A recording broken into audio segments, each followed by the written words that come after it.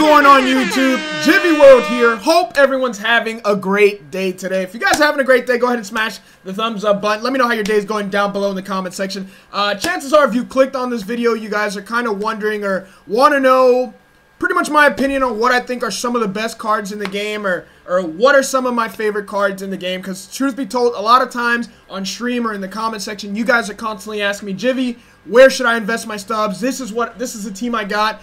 I got this many stubs. Who should I buy? What card should I buy? Well, basically, this is kind of just how I feel, or what are the cards that I feel are some of the best cards in the game. Some of these can be, you know, gone through the program. Some of these you can grind. Some of these actually cost money. But these are some of the cards that I have pretty much enjoyed for as long as I've been using them in the game. Now, pretty much a lot of these are high-rated cards for the most part, but I do have some other cards that are not.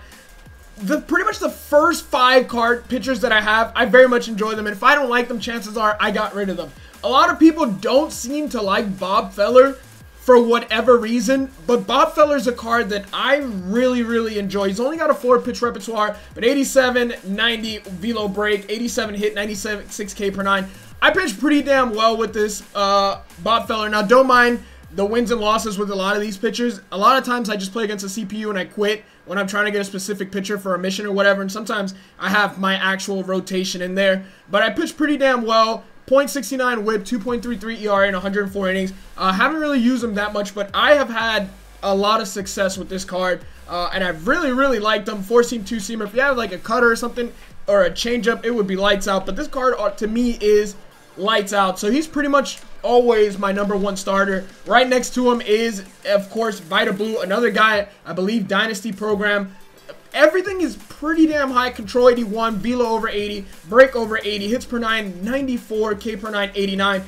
Pretty sure when I played against Cardinal Bird 5, this is a guy who absolutely dominated me, and that was when I was like, okay, maybe I should put him back in my rotation. 137, again, wins-loss, don't even pay attention to him. ERA 1.69, whip 70.74. I pitched very well with this Vita Blue card. Another card that I was actually using a very long time ago. I was using the rookie version of Ron Guidry for missions, and then I realized I pitch extremely well with this 89 overall Ron Guidry.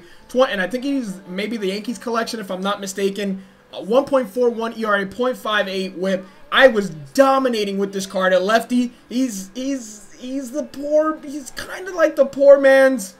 I want to say Chris Sale. He just doesn't have the velo, but his stuff was just so good, and it was so dominant that I kept him in there for a long time. And then when I got the 99 Ron Guidry, of course, closer to the end of the year, I was facing a little bit better competition, but still 2.18 ERA, 0.73 whip. This card is also very dominant. Now, a card that I kind of have looked off. I haven't loved this Felix Hernandez, and actually Will asked me today what I thought about this Felix. I don't know why, but a lot of his pitches just tend to hang, and when you hang, you get absolutely crushed with this card. Everything looks good on paper.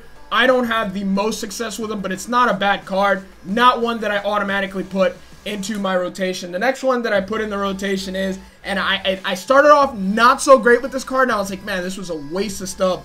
Chris Sale. Look at those stats. 83 velo, 94 velocity, only 4 pitches, but still 2.9 ERA. Now, I mind you, my first few games with him, my ERA was through the roof. I don't know if I needed to get used to him, figure out how to work that 2-seamer against lefty and work that slider away. I didn't have a feel for it. Probably throwing too many hanging 2-seamers versus righties, which you should not be throwing at all in this game. But then I started to figure out, I pretty much brought that ERA from like 5 after like five starts, and a whip to 0.87. Chris Sale has been very dominant, and he's pretty much always in my rotation as well. Another guy is Max Scherzer. Another guy, I actually do not remember how you get this Max Scherzer. It might be the Tigers collection, but I think Miguel Cabrera is the most expensive card in that collection. So if that is how you get this Max Scherzer, do yourself a favor and get this Max Scherzer. He plays very well. 1.82 ERA, 0.76 whip. Pretty much only use this card online in Diamond Dynasty, and that is legitimate stats. Max Scherzer is extremely dominant. And he's, at the moment, he's my #5. Now, a couple other cards. I don't remember how you get this Tom Seaver. I think that this Tom Seaver was for my Diamond Starter mission. I've had him from the beginning of the year, so if he was a card you got, I don't know why you wouldn't throw him in your rotation. Another guy who was lights out. Same with CC Sabathia. I've had the CC Sabathia This is a free card you get from doing just conquest stuff. Also very, very dominant. I really, really enjoyed that card. A couple other cards that were very good. But if you are not looking for an expensive card, there's one card you have to throw in your rotation. You freaking Darvish. You Darvish, with his curveball as slow as it is and his cutter as dominant as it is. And I don't even really look at that slider, but the cutter as good as it is, forcing two-seam cutter and curveball, I don't know what more you can ask for. Maybe the slider, not a slider, maybe a changeup or something. Yu Darvish is extremely effective. He is so hard to hit. I love this card. And he's one that I throw in my rotation every now and then, even with the 99 overall pitchers I have. Absolutely love Yu Darvish. I think that might be it. Those are mainly the guys that I use. So I'll move on into the relief pitchers now. My relief pitchers, I just got this Kelvin Herrera, so I have not been able to test this card. But I'm looking at him, and I've pitched with the silver Kelvin Herrera. I'm going to dominate with this card. This is pretty much going to be my new game over closer. It's going to be Kelvin Herrera. Those stats are ridiculous. 99 velo, 4-seam, 2-seam slider, changeup, and curveball. I'm going to dominate. I know that. I haven't used them yet. So I'm going to save him for the gameplay, and watch, when I do the gameplay now, I'm going to get absolutely destroyed with him. Another card that's been faithful to me, Dellin Betances. He's down to a gold. Probably still a little bit expensive. Actually, I have no idea what his overall is, or what his price is. Dellin Betances, even still after dropping 3 points, which I think was absolutely stupid. I would think your end of the year overall should be reflective of how you did the entire season. But anyways, I still pitch pretty well with this card. 2.2 ERA, 0.7 WHIP.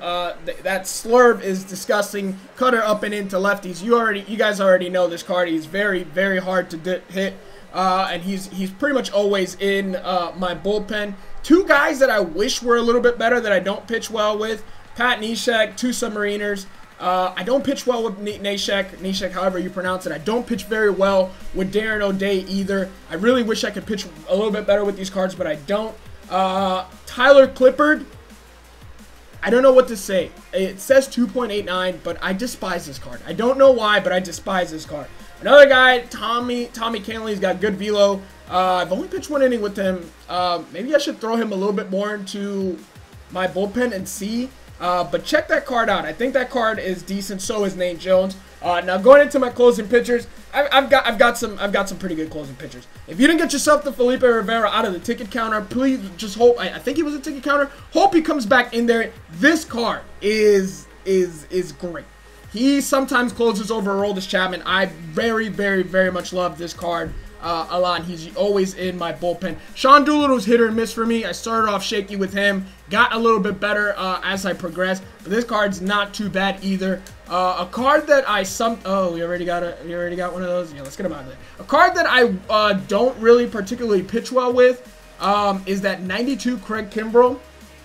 I don't pitch that great with the 99 either. A card that I 100% do not like to throw in the bullpen: Perkins, Zach Britton. Zach Britton, to me, biggest disappointment in a diamond. I don't know what it is about this card. I've tried it so many times, and he just comes out of the bullpen and gets destroyed. I try to avoid that. If you have better success, I don't know what it is. It could be the control, 61 control. That might be the issue with this card. Aroldis Chapman, though, is always in my bullpen as well. 99 velocity and break, 64 control. I don't really feel it that much with this card because I still have a 2.56 ERA, 0.7 WHIP. That card I very much enjoyed. 90 diamond, of course, so not the cheapest. But I do have a couple of guys that I think you guys would not hate. Cody Allen, I think I do all right average with him. Haven't used him enough. But there's two cards out of the bullpen that I can always throw in my bullpen, and they're both gold. Roberto Osuna, I think this guy is just absolutely lights out. 70 innings pitched in relief, 2.19 ERA, 0.89 WHIP. He's a good 6th, 7th inning guy for me. Pitcher getting tired, I can throw him in there for an inning, maybe even 2. He'll get the job done. And he's normally that guy for me out of the bullpen when I need a couple of shutdown innings. The same thing goes for 87 overall Raisel Iglesias. This card as well, 86 velo. He's a sinker ball pitcher. 1.98 ERA in 36 innings, 0.8 WHIP. This card is also very, very phenomenal. So really quickly, just to recap, this is the bullpen that I normally go with. Of course, Kelvin Herrera, like I said, is not someone who's always in there for me. Sometimes I'll have that Craig Kimbrell in there in place of Kelvin Herrera. But now I'm going to give that Kelvin Herrera a shot because I really, really think that I'm going to dominate with that. Let's move into position players. This is another card that I'm going to go ahead and say that in the few games that I've played with this card, it is 100% worth the grind. Joe Mauer has been everything advertised. Of course, last year he was one of my favorite cards in the game. Lefty bat, look at that contact, 99, 97, 91 power versus right, 58 power versus left, and 92 vision. That vision is freaking phenomenal. 86 arm, 88 arm strength, 84. I mean, there's only a handful of catchers with better than that. You know, you get yourself a Yadi Molina, which kind of a right-handed version of him, but not really at all. 417 and only 38 plate appearances so far. I'm absolutely loving this card, and I can't wait to use him a little bit more, and I'll be able to know a little bit more about this card as I go on. But a couple other catchers is Gary Sanchez. For some reason, I didn't think I did that well with him. I think my only issue with him is that low contact versus left, and I'm someone who loves vision. My PCI placement is just not that great. 45 vision, I don't love him, and he only hits righties that well. He's got power from both sides though. But I'm batting decent with this card, so he wouldn't be a bad pickup if you get him out of the ticket counter. But a guy who's been there faithful for me the entire season has been this Jorge Posada. I'm 88, 87. I do not like the 95 Jorge Posada. I don't hit particularly well with that card. I just don't like it. I feel like there's small changes in that card that this card is just definitely way better. 88, 87, 80, 72, 70 vision, plays very well. 70 fielding, 72. 70 fielding is kind of generous for Jorge Posada, I'm going to be honest, as a Yankee fan. 72 arm strength. Decent guy, of course. Shortstop converted catcher, I believe. 392 batting average, 90 home runs. This card is pretty damn good. So he's pretty much always on the bench for me. A couple other guys, I think that might be it. I don't like Yogi Berra. I do not like that card. But moving on to first base, and this has been probably one of my biggest regrets in MLB The Show, is that there was I had this card pretty much from the beginning of MLB The Show. It was one of the first diamonds I got, Joey Votto, and I kind of wanted to try different first basemen, and it was alright, but I was so mad at myself for taking him out once I realized what this card does. He was on the bench, and he just get a one pinch hit at bat from me, and he hit a home run. And I was like, why don't I have this man in my lineup full time? Joey freaking Votto may have one of the highest averages on my team for someone who... Wow, I've only got 3 walks with this card. That is interesting because Joey Votto walks a lot. I'm not very patient. 42 home runs, but this guy... This man is Mr. Canada. This card is just absolutely amazing. Very good fielding as well. Not particularly good arm. Not that it really matters at first base. 95, 83, 90, 78. For a while, I thought Freeman was going to be that guy for me, but Joey Votto was the guy. And I replaced him with Adrian Gonzalez and Victor Martinez. Those were the 2 guys I was using. And I wanted Adrian to work so bad, but for some reason, slowly but surely, his batting average started to go down. Same thing with Victor Martinez, but I'll have one or the other usually on the bench for me. Usually V-Mart, so that I can have the switch hitter advantage. He hits very well versus lefties. But Joey Votto, to me, is that first baseman that if you can afford this card, make sure you go after this card. Miguel Cabrera is not someone that I genuinely love as much. All right, moving on to second base. This one, if you've been watching me for a while, might not be a surprise at all. From pretty much the beginning of this year, as long as I've been playing this game, I've pretty much been telling everyone, if there's a collection you're going to want to do that's not that expensive and a team epic you want to go after, it is the Texas Rangers. This is by far one of my favorite cards in the game. Ian Kinsler. I don't know what it is about this card. I think I do know what it is about this card. 97 contact, 70 power, 71, 72, 91 vision. Only 74 fielding is not that great. 78. You look at this card and you go, it's pretty average. I'm going to be honest. I don't know what it is about this card. It is not average. 676 plate appearances, almost 60 home runs, 412 batting average. He is everything advertised. I think he's got one of the cleanest stances in the game, and I don't know how to explain it, but this may single-handedly be my favorite card in MLB 17. It is that good of a card. I don't know if his quirks have anything to do with flashbacks. He is still a live series player, so I don't know how that goes into effect. I don't know what it is about this card, but this is by far probably the best right-handed hitter in the game, at least for me. I love this card, and more often than not, he is my starting second baseman. Now, another guy, Ben Zobrist, he was also in the ticket counter. Plays pretty much every damn position except for catcher and pitcher. 67, 84, you look at the contact, you're like, whatever. 76, 84 power is pretty good. 67 vision is not that great, but he's got pretty good fielding, and he also is one of those cards that just somehow hits very well for me. Less than 300 at-bats, 32 home runs, 377 batting average. Another card that I just really enjoy. More often than not, I like those switch hitters on the bench just so that I have the advantage. So I normally have Ben Zobrist on the bench as well. Really quickly, also on Joey Votto, I think this may have something to do with why this card is so dominant. Hitting machine, bomber, walker, pressure cooker, unbreakable, night player, and I always play at night, don't know if that goes into effect. Unfazed, dead red, breaking ball hitter, rally monkey, situational hitter. This guy has this guy has a ton of quirks, all red zones. I don't know how much that affects it, but for me, I think that might have something to do with it. Two of the more higher rated 99 cards, Ryan Sandberg. He's kind of like an Ian Kinsler, a little bit better fielding, a little less contact versus left. But I haven't used him nearly as much as Ian Kinsler, but I've hit pretty decent with this card. I would say that's not a program that if you're looking for a second baseman, I would first suggest doing this Team Epic, but to do it, I'm guessing the free way. Ryan Sandberg might be the way for you, Ryan. Jackie Robinson, however, I just can't hit with this card. I don't know if it's his stance that throws me off. It's also another one of those tall stances, but I just can't hit with this card. 284 batting average with a 99, who's one of those premier cards. It's the best cards you're supposed to unlock for this position. I just don't hit that well with him. His Brian Dozier hits pretty well. Switch hitting Harold Reynolds hits pretty well. Robinson Cano, lefty bat, of course, hits very well. Doesn't hit great versus righties. Even there's two other Ian Kinslers, and I hit pretty well with both of them. But Ian Kinsler, to me, is probably my favorite card in this game. I think bar none. And the second one, and they might not notice it from the stats, but probably my second favorite card in this game, the team collection for this card for the Rangers, Buddy freaking Bell. Buddy Bell is a third baseman who, I'm gonna be honest, I normally put him at shortstop. The reason I love this card so much, the reason he's so freaking good to me is not only his hitting's only 97, 91 contact, and 97 vision. I don't know what more you could be looking for. 75 power right is pretty good versus lefty, not nearly as good. And you look at those stats, they're pretty good as well, but it's the fielding. 94 fielding, 87 arm strength, 84 arm accuracy. Not that fast. Secondary position is shortstop, so I always put him at shortstop. I do believe he is the most Gold Glove winner at third base in the American League, if I'm not mistaken. I could be mistaken, but I believe Buddy Bell is that guy. Just a card that I hit pretty well with. 354 is not that great. 44 home runs. I wouldn't say not that great, but compared to Ian Kinsler, not that much. 949, only 44 home runs. But it's really what he brings on defense that I really like about this card. A couple other cards to look at. Miguel Cabrera, he's very one-dimensional. I only hit 313, so not good enough for me.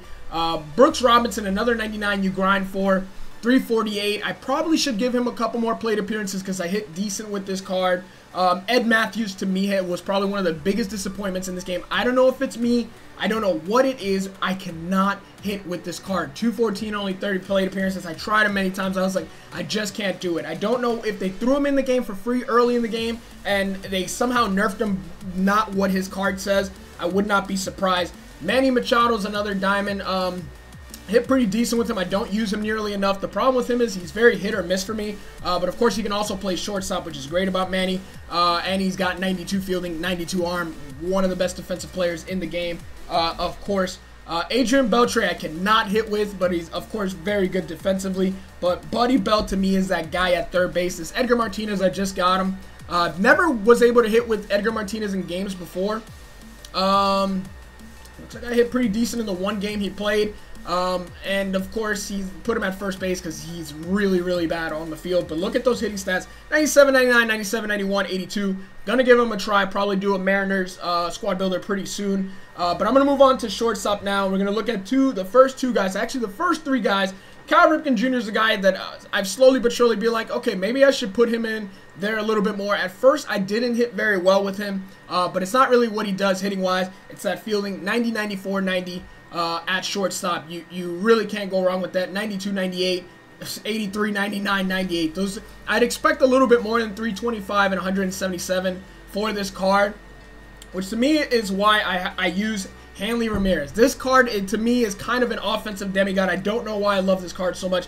I just feel like this card, when I'm at the plate, I'm very confident. I love his stance. 284, 14, 379 batting average. The hitting stats, when we saw this card early in the year compared to Ken Griffey Jr., we were like, this card's better than Griffey. I think it might be. 94, 95, 94, 99. 75 vision is that great, not that great. Fielding, 68. He might give you some trouble, but that's why I put him over at third base.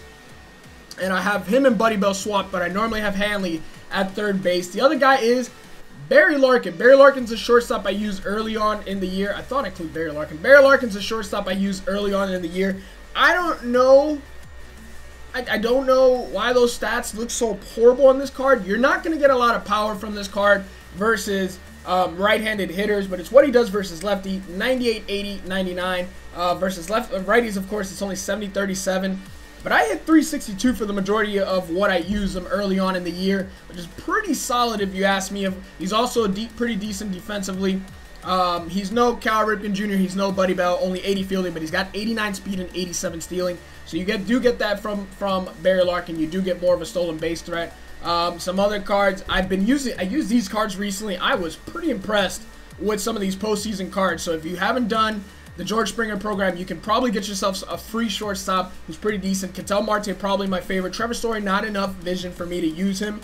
Of course, he's got a lot of power, but Ketel Marte, switch hitter with decent contact. Addy Russell's decent as well, but this Ketel Marte is very, very good. But I'm going to move on to left field now. There's a couple guys here right at the top who are free, and by free I mean not impacts. The first one, Cliff Floyd, ticket counter as well. He is an okay card. He's not a bad card. Pretty good stats. Fielding not great.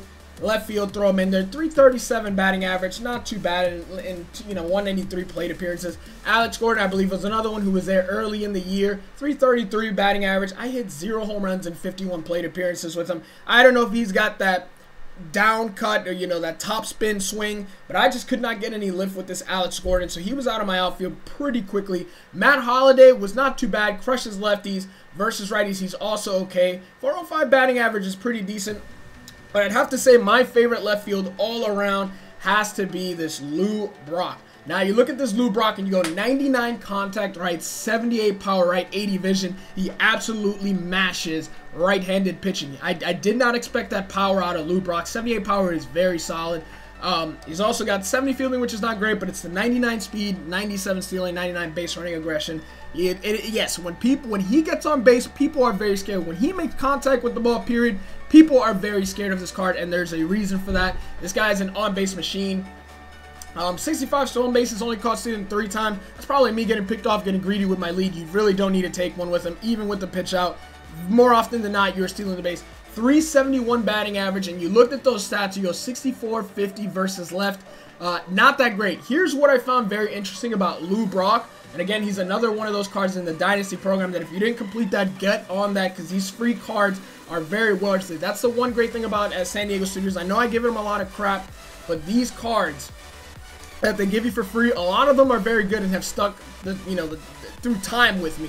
371 batting average, and if I'm not mistaken, 382 versus righties, 345 versus left. I don't know what it is about this card, but I hit pretty decent versus lefties as well. And I've had no problems with this card. He's pretty much always in my lineup. He's always the left fielder I use. Cliff Floyd I thought was going to be that guy, but no, Lou Brock and his speed is definitely something you want. Even in the outfield, I think he only had like 70 fielding or maybe less, but it's definitely well worth it. Sometimes I have Matt Holliday on the bench, but definitely for sure, get yourself that Lou Brock if you haven't already. It's really a great card. And now we're going to move into the heavy hitters. I've got quite a few diamonds in center field. And of course, I don't think we need to go any further than the first 299 overalls. Carlos Beltran, ticket counter. Normally have him in center or right field. I haven't had him that long. There really isn't much to say. 81, 84 switch hitter, 99, 95. He's the outfield version of kind of like Roberto Alomar, a card that I really regret not getting. I didn't use that card a lot, but I get absolutely destroyed by that card. The second one being Ken Griffey Jr. I mean, what can you say? Contact's only 70 versus lefties, still hits both sides very well. 95 fielding, 92 arm strength, an absolute hose. That's why I put him in right field. Speed at 80, and that combination in the outfield, to me, there's plenty of speed in the outfield. plenty of arm, except for Lou Brock, not really that great arm. That's why he's in left. But there's so many good cards here. Curtis Granderson is an absolutely amazing card. Doesn't hit very well versus lefties. Lorenzo Cain just absolutely mashes lefties. Even this Diamond 92 Ken Griffey Jr. is very solid. McCutcheon just destroys lefties. Another mission or another team epic that if you do, I did very early and he plays very well. BJ Upton doesn't have the highest contact, but he hits very well. I promise you, this BJ Upton card. Tampa Bay Rays, another one that's very cheap, hits very well.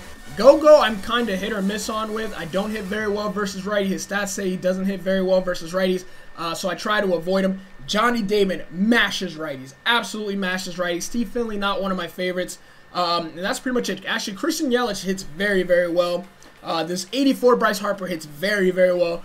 85 Carlos Beltran hits very, very well. We're going to move into right field.